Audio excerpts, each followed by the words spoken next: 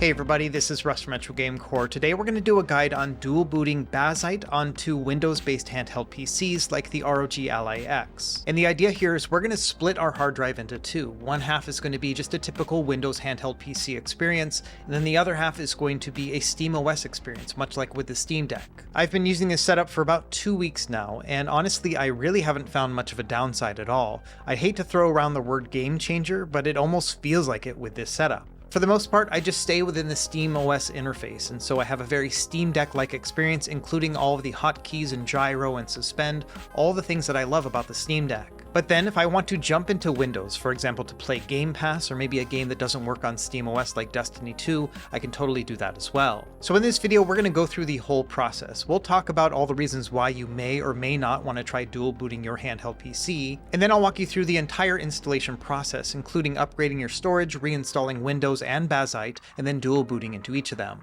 And of course I'll show you some tips and tricks along the way to make sure you get the best experience possible. I'm super excited about this one, and I think that if you own any Windows-based handheld PC, it is worth your time to consider this as well. And so strap in and let's go ahead and get started.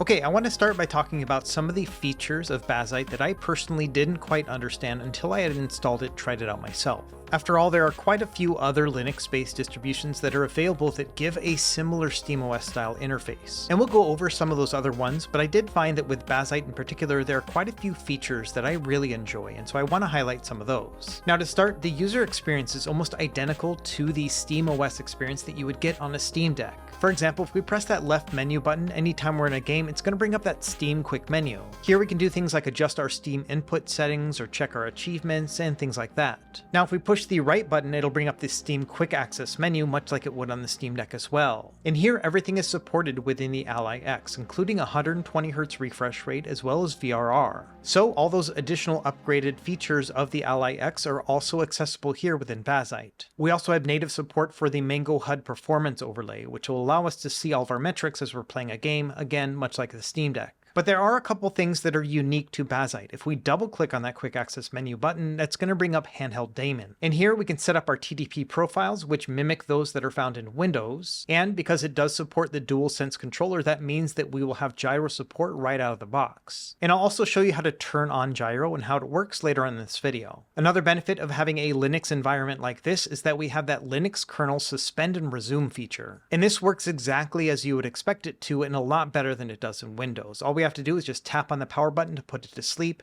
and then anytime we want to resume wherever we were, we just press that power button again and it'll come right back up. And so I've been using this all the time. In fact, I can just leave this for a day or two and come back and I can still get right back into my game.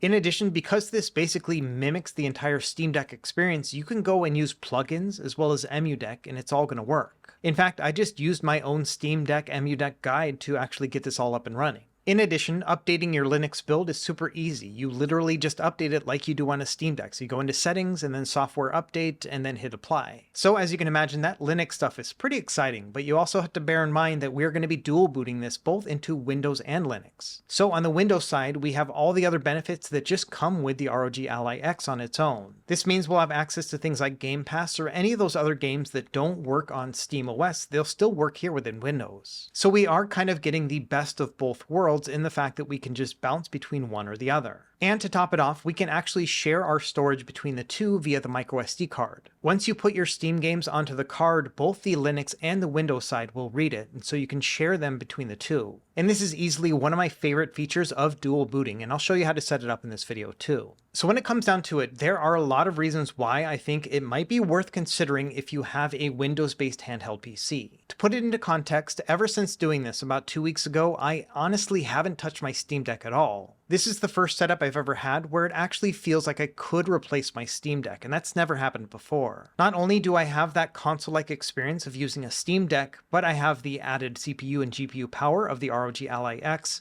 a 120Hz variable refresh 1080p display, and I've got an 80 watt-hour battery that lets me play for hours at a time. And I love the idea of having everything accessible to me. I can jump into Game Pass and play some Halo Infinite even though I don't actually own this game. And then of course for my main gaming experience I can jump into Linux side as well. Now, I don't want to go as far as to say that the Steam Deck is dead and that nobody should buy it, because I think there are many things that are great about the Steam Deck. That OLED display, the fact that we still get great battery life, and it's super comfortable, and we have those trackpads too. But I will say that for a guy who doesn't really use the trackpads, it's not a big loss to me, and I love having that variable refresh rate screen, both in Linux as well as Windows. And so for me, it's been a very easy and seamless transition. Okay, I think that's probably enough information for you to decide whether or not this is going to be worth it or not for you, but let's talk about a couple other alternatives that we have besides just Bazzite. Because there are quite a few other teams that are working on similar Linux distributions, and I think they should get a shout out as well. Let's start with Chimera OS. This one's been around for quite some time, and this also will give you a Linux-based distribution that feels a lot like SteamOS. However, I have found this one to be a little bit more oriented towards mini PCs as opposed to handhelds. If you look through their handheld section, you'll see which devices they support and which features they support or don't. And the one thing I noticed is there doesn't seem to be TDP controls for handhelds, and that's a really important factor, especially because you're going to be playing these devices on battery. And so for me personally, if I was going to go exclusively with the SteamOS route, I think that Chimera OS would be a really good fit when it comes to a mini PC.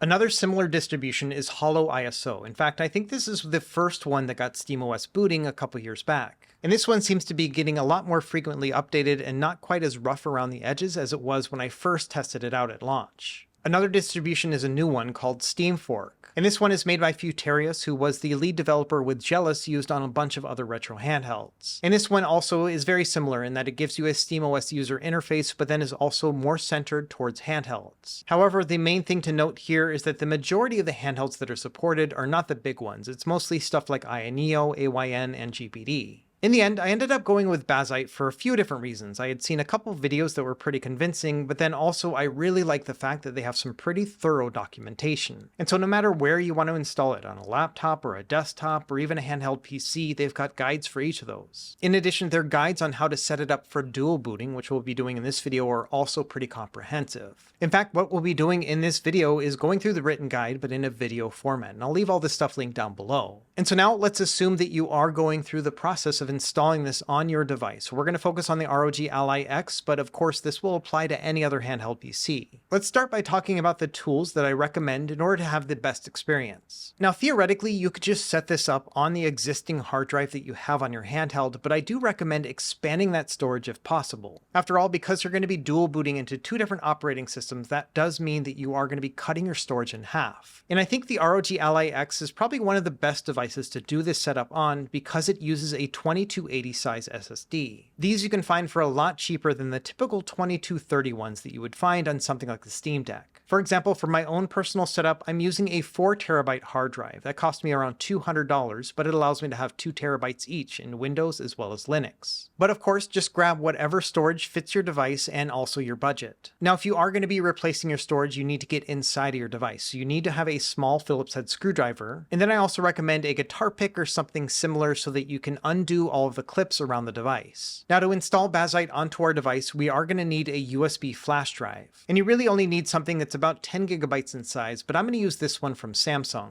This one is nice and small, but also uses a USB-C connection, which makes it super easy to plug into my ROG Ally. And then finally, we're going to need a keyboard because we have to navigate some menus using the keys on this as opposed to the handheld. I personally like using this one. It is wireless, but also has a trackpad built in if we need any mouse input. Not only that, it comes with a USB dongle, which means that when we connect this to our computer, it's going to behave like a wired keyboard, which is essential. Just bear in mind, because it's a USB-A dongle, you may need a USB-C adapter. Anyway, yes, that's all you're going to need in terms of tools, and I'll leave affiliate links for all this stuff down below in case you need to do some shopping.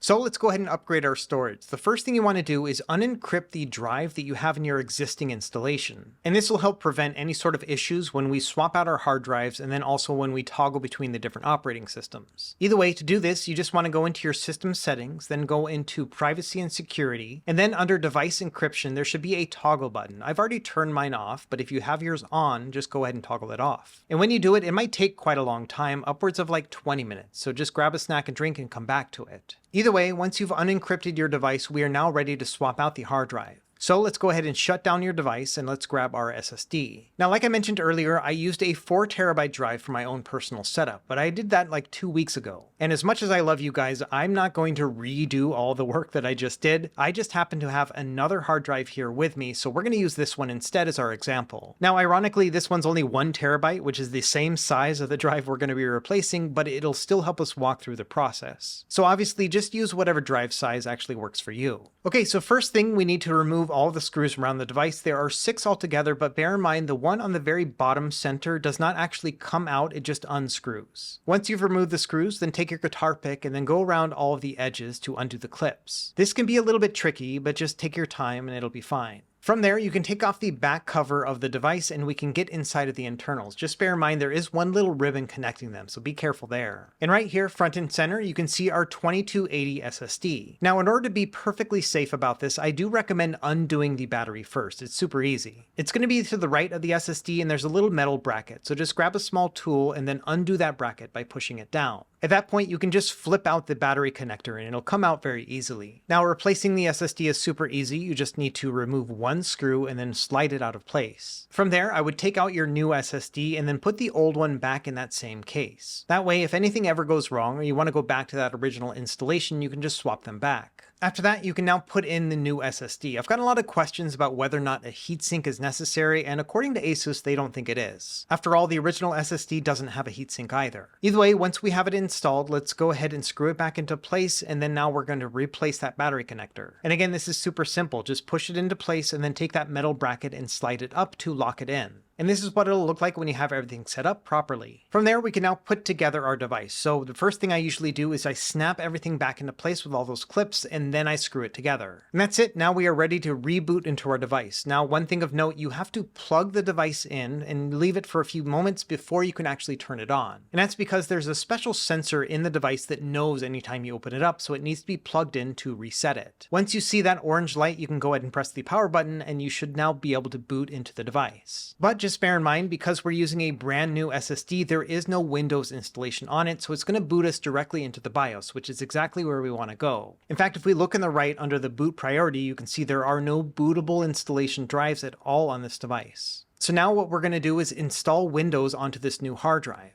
And the process on an ASUS ROG Ally is actually very simple. First, press the Y button to get into the advanced menu, and then tab over one to the right until you get to the advanced tab. From there, the very first option you will see says ASUS Cloud Recovery. Go ahead and press the A button to select that. And from there, now we have to go through the ASUS Cloud Recovery process. I'm going to kind of speed through this quickly, but it can take upwards of an hour or two, depending on your internet speed. But essentially, all you really have to do here is just agree to all the terms and conditions that they start throwing at you, and then wait for it to download and install the Windows installation and all the other special software that they have set up for the ROG Ally. And this will include things like the latest drivers, as well as Armory Crate software, and so on. Either way, this is something that you definitely have to babysit, because every few minutes you have to press a button that's going to reset the device, and so just kind of keep an eye on it and maybe watch a movie at the same time. For example, there's going to be a moment where it's going to ask you whether or not you want to back up your files first, and because this is a brand new SSD that has no information on it, we can just hit no. We don't need to back up anything. And like I said, this process can take quite some time, but after you're done with all of it, it's going to get you into your Windows installation screen. And so here you can do things like set up your Wi-Fi and your time zone and your fingerprint reader, all the things you did when you first got the ROG Ally. After that, it's going to go through a couple Windows interfaces, and then you'll be greeted with your typical desktop.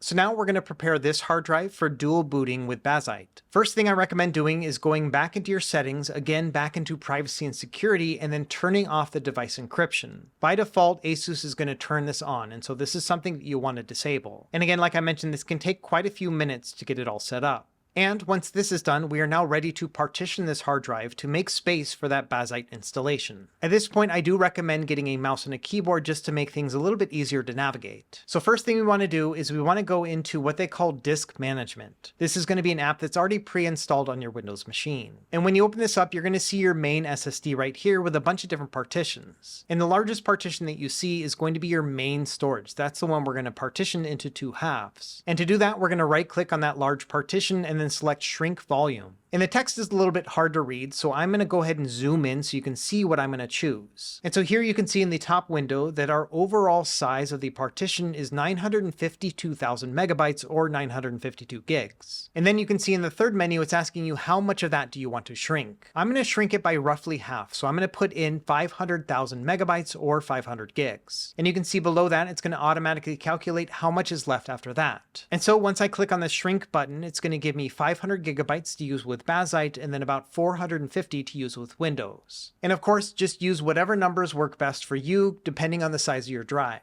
And because we don't have a bunch of files installed on this device already, the shrinking process will be super fast. And so here we are with our two different installation partitions. We've got our OS or C drive that's about 450 gigs, and then we have our Linux drive that we haven't installed just yet, and that's close to 500. So now we're just about ready to install Linux, but I do recommend doing two other things before we get into that. First, I would recommend going into Armoury Crate and then go into the Update Center and just make sure that you're on the latest BIOS for your machine. I also recommend getting into the My ASUS app, registering your device and all that if you haven't already, but then also do a system update. That way it'll catch any other things that Armoury Crate didn't. And I think that once all of these are at their latest version, now it's time to install Linux. Now the first thing we have to do is put Linux on that flash drive so we can install it onto the internal storage. And you could do this directly on the device, but I'm going to do this on a separate Windows machine just to make things a little bit easier to see. So to start, we're going to go to the Bazzite website, which I'll leave linked down below, and then we'll click on the download button on the top right, and then when asked what hardware we're using, we're going to pick whichever device you're using, in this case the ROG Ally X. After that, it's going to ask what desktop environment that you prefer. Because we're going the SteamOS route, we're going to use KDE. From there, we'll get a button to download that image file. It's going to be around 10 gigabytes altogether. And while that's downloading, you can see right below the button, they have all their documentation and setup guides. And so I do recommend consulting that written guide because this video will probably get outdated as time goes on.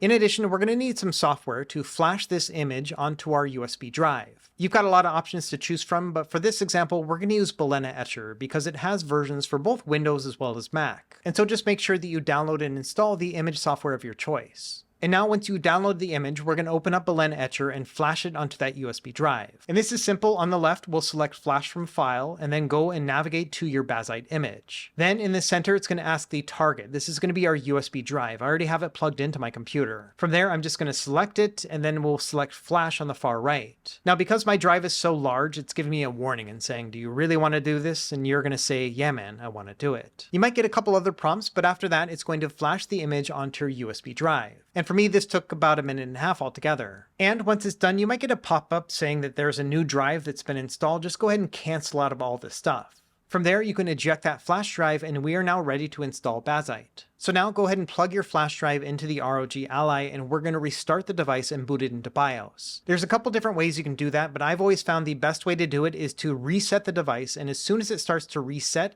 go ahead and hold down on the volume down button. And this is not something you can do when powering on the device from off. It has to be done when restarting the device specifically. Either way, just keep holding on to that volume down button and after a minute, you'll be booted into the BIOS. And now on the right side, you can see that we have multiple options under boot priority. I'm not sure why I have two different Windows managers, but the most important thing is that we need to put the Samsung drive up top. This is telling the BIOS to boot Linux before it boots Windows, which is necessary so that we can install Bazzite. You can actually just drag and drop this to the top, and then from there, we just want to save and exit. To do that, press the select button, and then it's going to confirm, and then it's going to restart your machine. And you'll see a very small menu show up, and it's so small that my camera can't really pick up on it, so I'm gonna have to zoom in. And what we want to choose here is the top one that says Install Bazzite Deck. Now, unfortunately, as I'm making this video, you can't use the controls on the device to navigate through this interface. You have to use that external keyboard. So I'm gonna plug this back in, then we will go up to Install Bazzite Deck, and then we will press the Enter key. And from there, it's gonna launch into Bazzite and start the installation process. Now, unfortunately, the text on this is also quite small, so I'm gonna have to zoom in a bunch and freeze it just to make sure you can see everything. And I'm also not able to adjust the brightness on the Ally screen, which is going to make it all look a little bit washed out. Either way, first thing you want to do is pick your language, and then you'll be greeted with the installation summary screen. And really, there's only two main things we need to do. We need to choose where to install Bazzite, and we need to set up a user profile. Now, setting up the installation destination is going to be super easy because we already pre-partitioned our drive.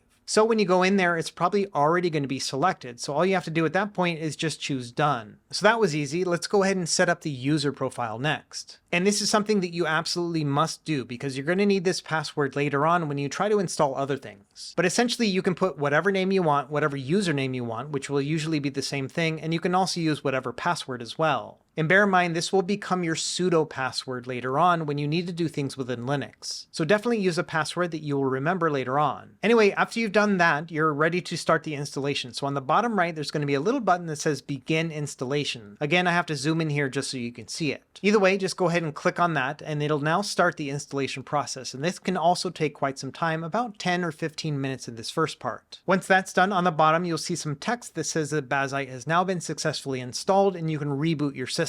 Now, when you make that first reboot, it's going to bring you to this security screen. And that's because the ROG Ally and a lot of other handheld PCs have secure boot enabled. What we need to do now is install a special key that'll allow us to do the same thing on Linux. So when you see this menu here, you want to choose the second option, which is to enroll an MOK, which is a machine owner key. And after you pick that, it's going to ask you, do you want to view the key or do you want to continue? We're just going to continue. From there, it's going to ask whether or not to enroll the key, so we're going to select yes. And then it's going to ask you for a password. And the password here is going to be Universal Blue, no space and no capitalization. And this is the name of the team that runs Bazzite, and so that's where this password comes from. Anyway, once you've added that, you are now good to go. Just go ahead and select reboot and you won't have to see the screen ever again. From there, it'll do a couple other updates, and then it'll boot you into the KDE environment, but in desktop mode. If you've ever used a Steam Deck before, this is going to be very familiar. And we do have a couple other things that we need to do right now, and first point of order is that you can pull out that flash drive. You're not going to need this again. Next, I recommend logging into your home network. This will also make it work on SteamOS too. However, when you do that, it's going to ask you about a KDE wallet system. This is basically a place to encrypt all your sensitive data. It's up to you what you choose, but I am going to choose the encryption for better protection. It is going to ask you to create a password and verify it. Honestly, I just use the same password as I use for my sudo one. That way, no matter what password prompt comes up, I know what to put in. Okay, so the next thing I want to do is change out the display scale. So we're going to right click on the desktop and then we're going to select display configuration. Within here, you can see underneath the resolution, it'll say scale, and by default, it's going to be 200%. And to me, that's too big. It makes some windows cut off. So I like to reduce this down to 150%. This is all optional, but I found this to make it a lot easier to navigate later on. Once you've done that and confirmed, we're going to go back into this main window that popped up when we first launched into it. Let's go ahead and click on the next button, and then the first thing it's going to ask you is what other things do you want to install. You've got two additional options here, including Decky Loader, which is a plugin manager, and then also EmuDeck for emulation. These are both optional, but I do recommend installing these because it makes it a lot easier than having to do it manually later on. Just bear in mind that if you do choose to install Decky Loader, it is going to ask for that sudo password. That's the one that we first set up when we made our user account when installing Bazzite. After that, it's going to give you a list of other applications that you can install. It's all up to you, but I'm just going to skip all of these. So I'm going to hit install and then next. And that's it. We are now done with the initial setup process of Bazzite. After that, the team recommends that we log into Steam one time before going into gaming mode. So I'm going to click on my little Steam button. It's going to open up and ask me to log in. And once you've logged in, it is now good to go. So you can now restart your device and it'll boot into gaming mode by default. This first installation might take a few minutes, but after that, you'll be greeted by your standard SteamOS interface. However, one thing I noticed, and this is probably because the Ally X is a brand new device, but the controls weren't working in this menu initially. And if this happens to you, I found that the quickest fix for this is to change out the controller profile. The way you do that is to double click on the QAM button on the right side. This is going to open up Handheld Daemon, and what we can do now is we can press the Y button to get into the controller options. And here I found that if you change it to anything else, it'll then pick it up. So I'm just going to change it to DualSense. After that, you can press the B button to exit out of Handheld Daemon, and now you can actually use the controls to log in. So here, pick your language and then your time zone, and then it'll start the installation process of Steam. And I did find that it required me to log in one more time with my Steam profile. And after that, we are now fully set up with the SteamOS interface. It's going to give us a couple introductory screens, and then we're back into our library. And this will bring up that full range of controls. On the left side, we can have our whole Steam menu, and then on the right side, we can bring up our QAM. And then, of course, if we double click on that QAM button, it'll bring up Handheld Daemon. Now, a couple things worth noting here. We have 4 different TDP profiles, and these will mimic the profiles that you can find in Armory Crate on Windows. Another thing that's really handy is that you can set it up with hotkeys. There's a little toggle button underneath. If you have this turned on, that means you can press the select button and Y button to toggle between the TDPs. And these LEDs will change to different colors depending on the profile. So you will see red if you're going into the silent profile, you'll see purple if you go into performance, then you will see blue if you go into turbo, and then white if you go into the custom one. In addition, if we press the Y button or this other button up top, it'll bring up the full Handheld daemon menu. And this does give you additional options to choose from. For example, you could set up a charge limit. If you only wanted to charge the battery to maybe 90% to give it a longer life, you could do that. You can also adjust the RGB lighting. You can turn it off or use different profiles. It's all going to be up to you. I personally like the default one, which is a nice Bazzite style purple. Under the controller options, we've got a couple different things as well, including different Xbox and PlayStation profiles. You can also set up swipe actions from the touchscreen as well. Finally, the other thing I really like about the quick menu in Handheld Daemon is on the very bottom, you have the ability to disable the touchscreen until your next restart. And I found this to be super handy because with certain games, sometimes my thumb will just barely touch the screen from the right analog stick. And often that'll force the game to shift from controller mode into mouse mode, which will then make the game pause for a moment and can get really annoying. So if you are playing a game like that and this comes up, then you can disable the touchscreen. That's super handy.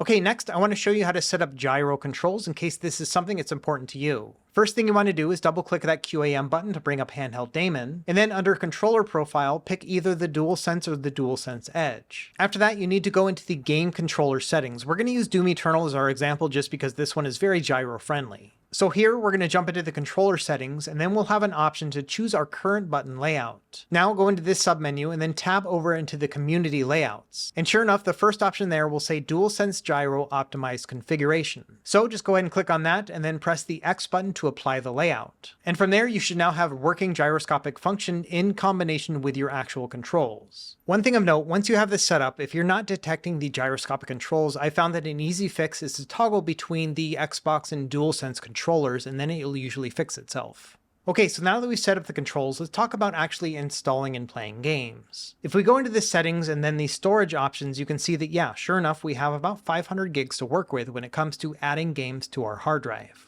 And this process is going to be just like how it is when installing anything else on Steam Deck or just Steam in general. So it's really just a matter of installing the game, it'll go into the SSD, and then you can boot it from there. Now, one thing of note is that Bazzite is going to behave just like the Steam Deck, and what that means is that when you first start up a game, it's going to load all of the shaders. And that's because these shaders are being pre-compiled, unlike on Windows, which will actually just do them in real time. So if you do see something like this, it's not a big deal, just something to be mindful of. And of course, after that, playing this is going to be exactly like how it is playing it on Windows, but obviously within the Steam Deck interface. So now let's talk about sharing storage between Windows and Linux using the same microSD card, because this is very easy to set up and pretty awesome. And the way I see it, this is the best of both worlds because you can put all the games that work on both platforms on the single SD card, and then what you can do is put all the games that only work on Windows on that internal storage, and same thing with Steam. If there's only games you want to play on Linux, you can put them on that internal storage as well. So this allows you to share resources for the games that work on both platforms, while also still really focusing on the games that work best on each. Now, the way we set up the storage is simple, but we have to go back into desktop mode to actually do it. So we're going to go into power, then switch to desktop.